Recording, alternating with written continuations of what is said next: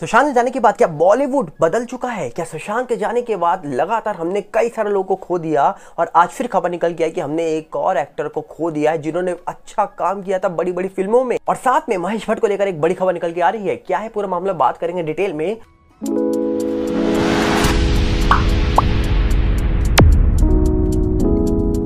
पर सबसे पहले हम आपको यहाँ पर बता दें कि सुशांत सिंह राजपूत को लेकर लगातार हम देखते हैं 2020 से ज़्यादा अपडेट निकल के नहीं आती है। जब जब इस पूरे मामले में कोई ना कोई शख्स निकल के आता है, अपनी गवाही देता है या फिर कोई बड़ा खुलासा करता है, उसके बाद कुछ दिन तक इस मामले को लेकर देश की मीडिया हो या फिर सोशल मीडिया हो या फिर कुछ ऐसे लोग हो जिस पूरे मामले को लेकर आवाज़ उठा देते हैं, उसके बाद सब शांत हो जाते हैं। और कहा जा रहा है कि जब तक इस पूरे मामले में एजेंसीज कुछ नहीं बोलेगी तब तक देश की मीडिया भी इस पूरे मामले को लेकर कुछ नहीं बोलने वाली। और वो देखने को मिल रहा है। पिछले करीब 1-1.5 साल से हम देख रहे हैं कि देश की मीडिया सिर्फ जब इस पूरे मामले में रूपकुमार शौर्य निकल के आए थे तभी अपनी आवाज बुलंद करी थी, उसके बाद वो भी शांत हो गए और उसके बाद कोई अपडेट भी निकल के नहीं आई। इसके साथ साथ अगर हम बात करें तो सुशांत के जाने के बाद हमने कितनों को खोया है उसकी लिमिट नहीं है। जी हम बहुत सारे लोगों को खो दिया है और आज उनमें एक और नाम शामिल हो गया है। आपको बता दें, सुशांत के जाने के बाद कई सारे लोगों के जाने की खबरें सुनी और उसमें से पता लगा कि कई सारे लोगों को हार्ट अटैक आया, कई सारे लोगों ने गलत कदम उठाया, कई सारे लोगों का एक्सीडेंट हो गया और कई सारे लोगों की नेचुरल डेथ हो गई है।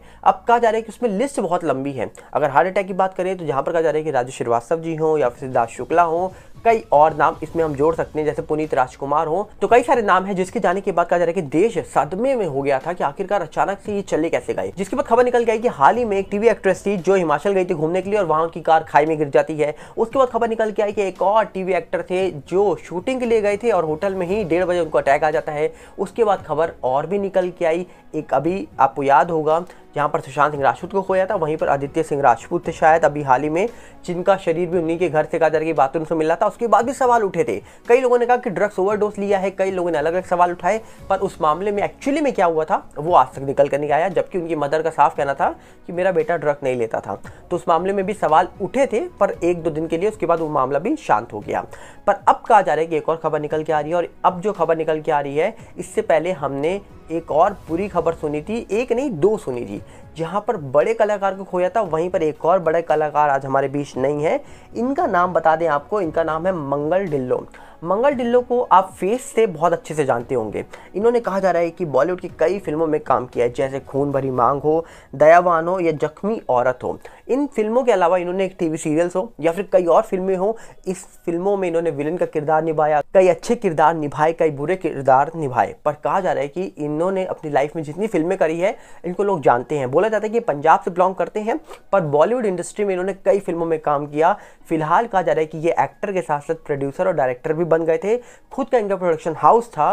पर खबर निकल के आती है कि कल हमने इनको खो दिया है और बोला जा रहा है कि इनकी उम्र मात्र 48 साल थी, 48 ईयर।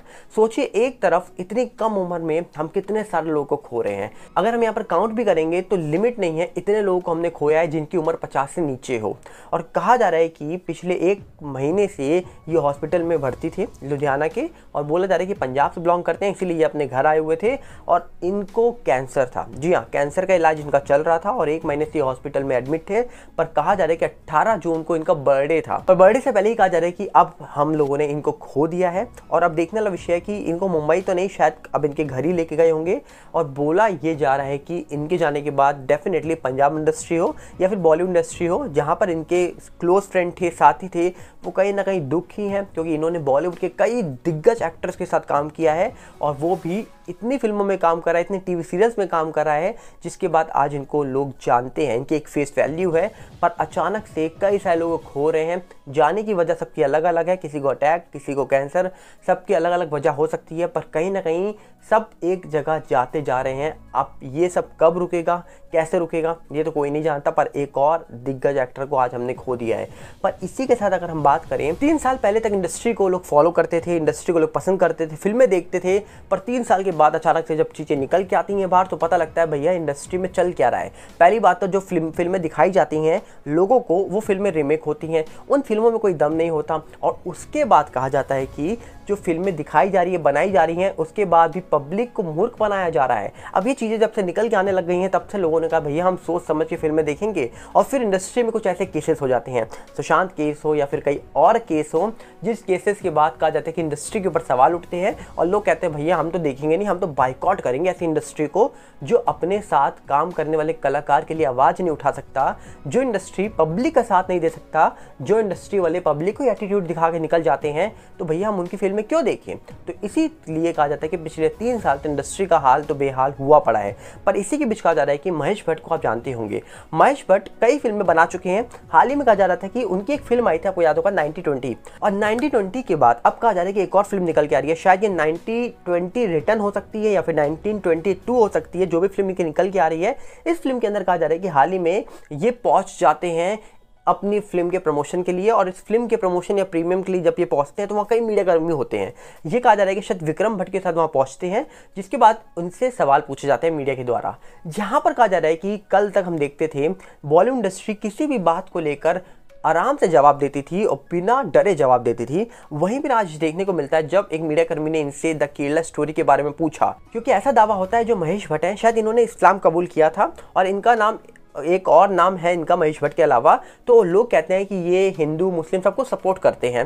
पर अब कहा जा रहा है कि जब इनसे मीडिया कर्मी ने द केरला स्टोरी को लेकर सवाल पूछा तो कहीं ना कहीं इन्होंने उस सवाल से बचते हुए कोई जवाब नहीं दिया, क्योंकि इनको पता था कि अगर हम कुछ जवाब देंगे तो नेगेटिविटी फैलेगी और जिसके कारण फिल्म बाइकआउट होगी या चलेगी नहीं। अब कहा जा रहा है कि जब महेश भट्ट से सवाल पूछा गया तो इन्होंने कहा कि भैया आपका हक है सवाल पूछना, मेरा हक है सवाल का जवाब देना या ना देना, तो मैं इस सवाल का जवाब नहीं दूंगा। अब साफ साफ जब उन्होंने ये बात बोली तो लोग कहीं ना कहीं चौंक गए कि कल तक जो महेश भट्ट को हम देखते थे वो बड़े बड़े जवाब देते थे, वो कहीं ना कहीं शांत नहीं रहते थे, और वो अगर उनसे एक लाइन आप पूछेंगे तो वो 10 लाइनों में जवाब आपको दे देंगे और गुस्सा बहुत जल्दी होते थे। पर आजकल हमको वो देखने को चीज़ नहीं मिल रही है।